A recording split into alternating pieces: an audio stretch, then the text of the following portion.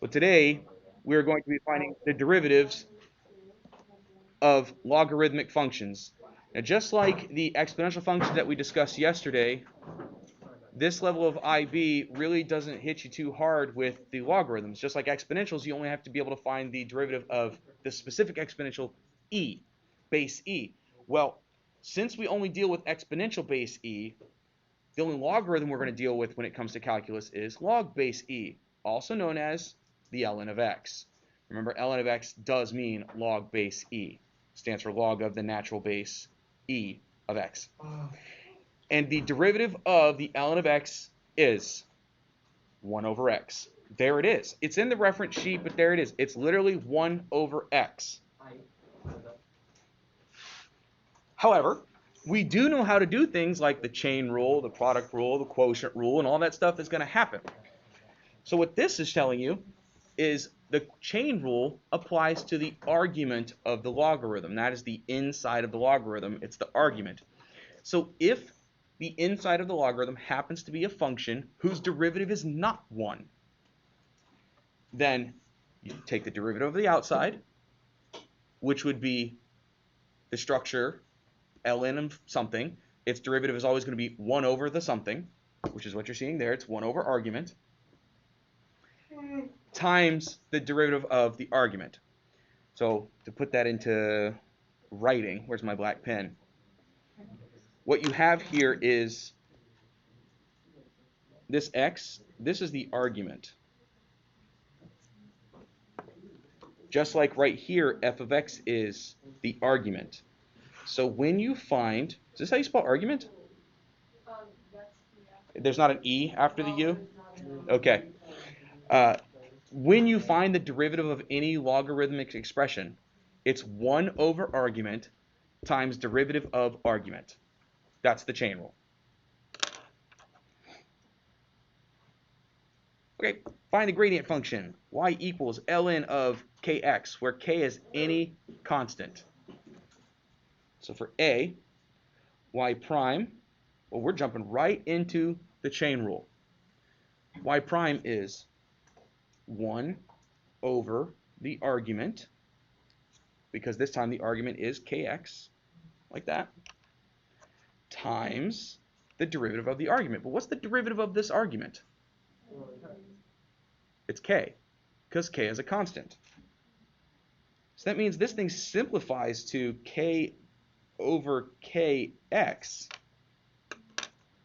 And since this is multiplication, these k's cancel, which means you just get 1 over x again. So the derivative of ln of any constant times x is just going to be 1 over x, which is really neat. It's really neat.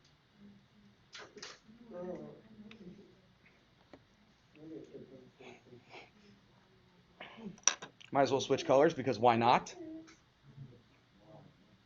Part B. Y prime is going to be 1 over the argument, which is 1 minus 3x. Shh. And now we're going to do times the derivative of the argument. What is the derivative of 1 minus 3x? Negative 3. So that's going to end up being a negative 3 over 1 minus 3x. And the only reason why I'm about to do what I'm about to do is because if I can make my fractions positive, I'm happy. And if I can make my linear terms be written in what I consider standard form, makes me happy. Basically, if I divide the top and bottom by negative 1, I get 3 over 3x minus 1. It's just easier to look at. Would you be forced to do that for an exam? Of course not. I just prefer that way. I just prefer the way that looks.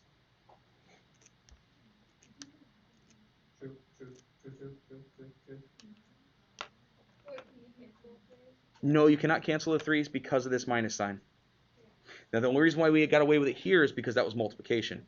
But the moment you have addition or subtraction on the top or the bottom, you cannot cancel. Now, if you have a term inside parentheses that has addition subtraction, and that set of parentheses exists on the top and the bottom, you can cancel that, but only if it's separated by something else with multiplication. Okay. And because why not use extra colors? Let's do C in purple. I got the colors. Let's have fun with them. Okay, look, y is a product. I. Y equals x to the third times the ln of x. So y prime is going to require the product rule. I. Y prime will be equal to u prime v plus uv prime.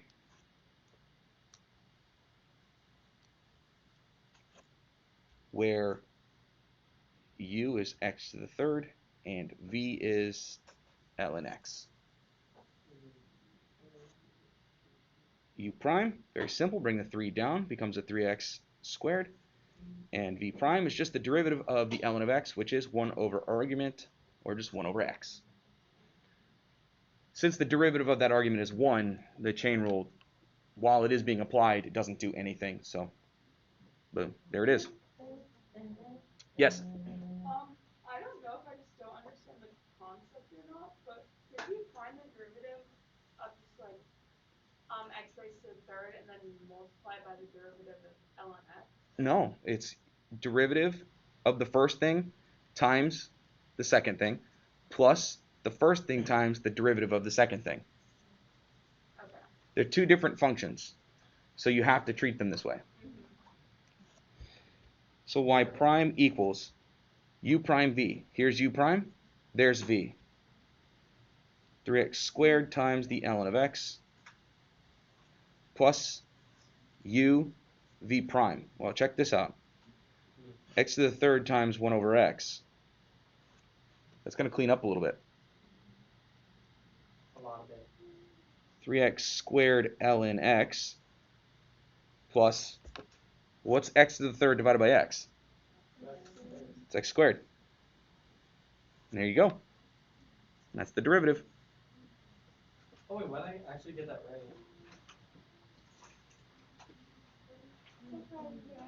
I know. Putting stuff in mind.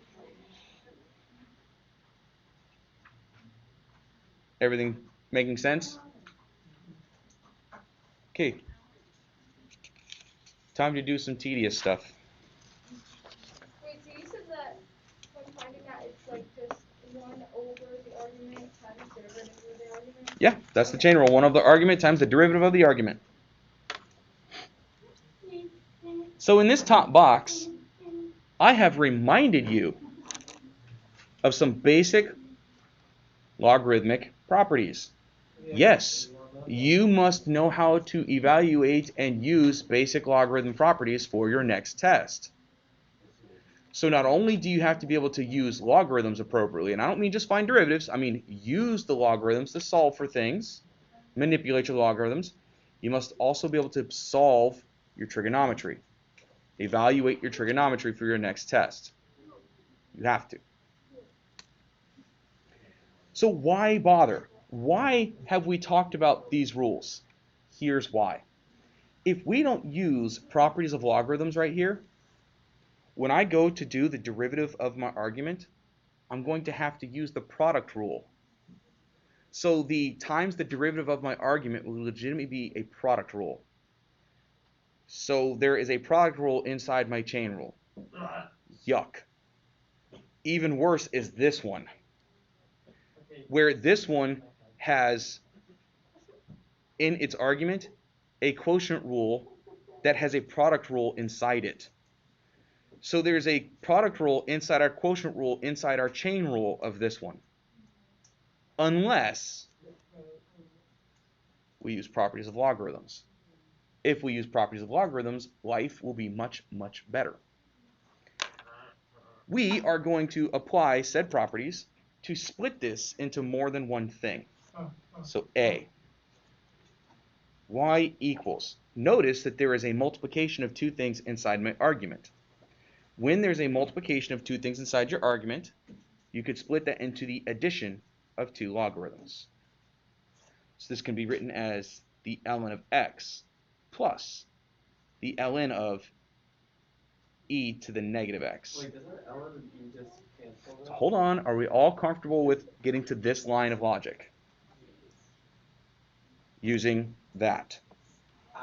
Now we can say that ln and e cancel one another. So what y is actually equal to is the ln of x minus x, which is much easier to find the derivative of.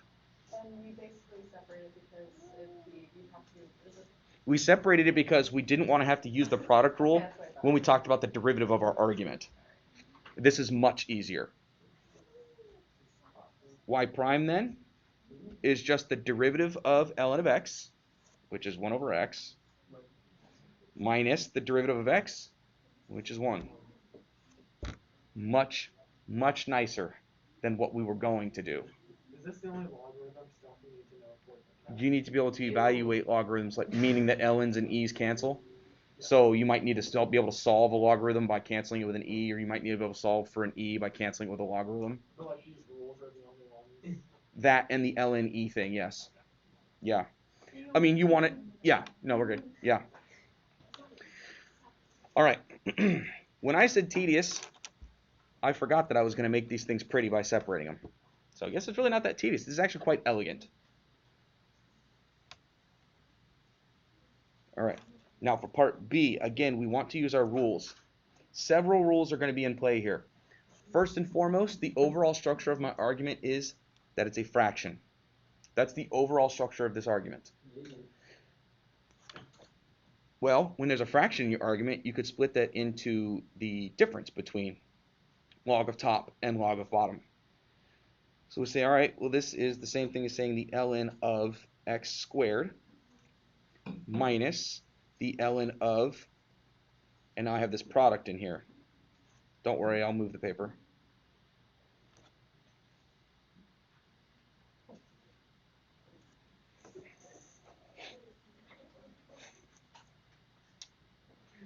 Well, we still don't want to attack this the way it sits because that would require a product rule when I did my chain rule, and I don't want to have to do that. Why?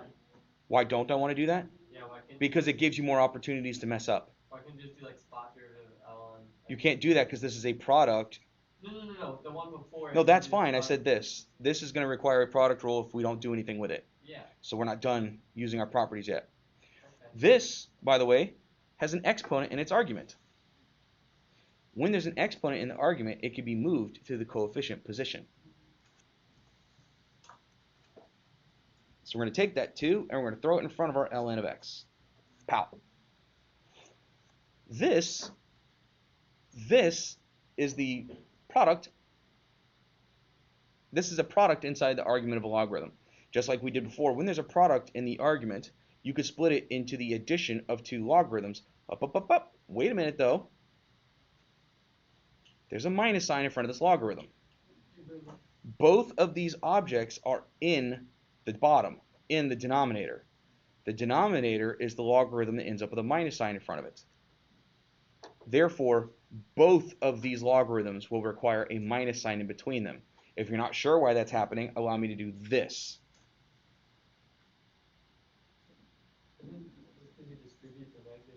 It's because we're distributing the negative. That's like fourth grade.